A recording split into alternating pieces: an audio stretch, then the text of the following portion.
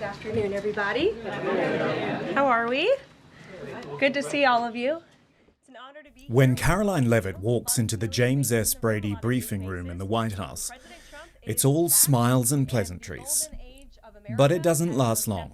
The president was begging the question that I think a lot of journalists in this room should be asking. Because you are hounds in the media who are so obsessed with this for some reason. You're a reporter, you should find out, Sean. And I'm not going to stand up here and lie to you like my predecessor did. And I think it's insulting that you are trying to test my knowledge of economics and the decisions that this president has made. I now regret giving a question to the Associated Press. As White House Press Secretary, Leavitt is one of the most prominent people in this Trump administration. Now, of course, there have been combative press secretaries in the past. Who here hates Glenn? Right? Everybody? 1, 2, 3, infinity? Yeah? See, let the record show that everyone raised their hands because everybody hates Glenn.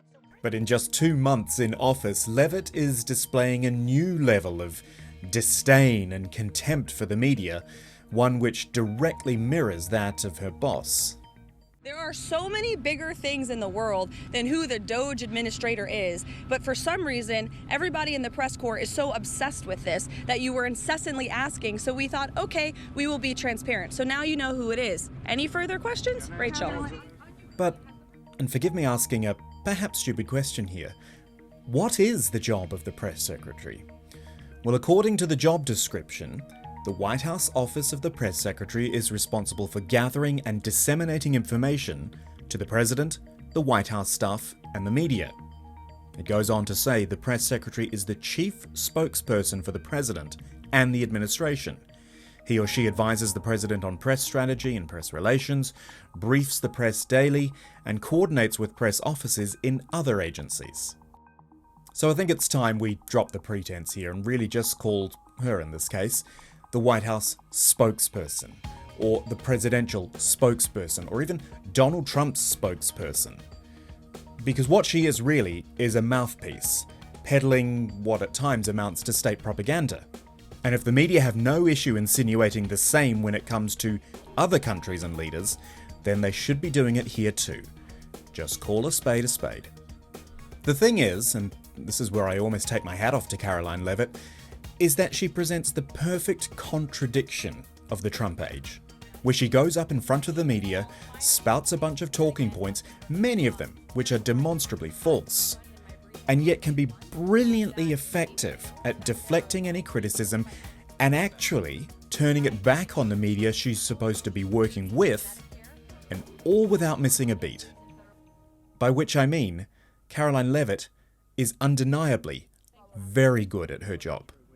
You said that they have found before that they believe there have been tens of millions of people who are receiving money who are dead on the Social Security list. The same report that you referred to said that almost none of those individuals are receiving Peter, did you watch the full clip of the interview that I did when I said that? And I said there are a lot of unanswered questions, and we suspect there could be tens of millions of people. I'm saying the IG report so you just said what I said is not true. In fact, it was true. That's a suspicion that this administration has, and we're committed to finding out the truth. Thank you, everybody.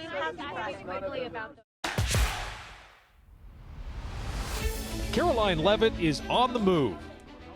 But what people perhaps don't know about Karoline Leavitt is that she is a Trump mouthpiece with actual political aspirations.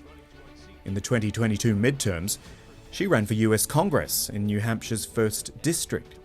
To the surprise of the party, she won the Republican primary there, though lost the eventual race to Democrat incumbent Chris Pappas. That was 2 years ago. Leavitt was just 25 years old, so she's got a long career ahead of her if she wants it. I think we've been broadly trained to believe that female leadership at the highest levels will most likely come from the Democratic Party, the progressive end of the political spectrum. But times have changed.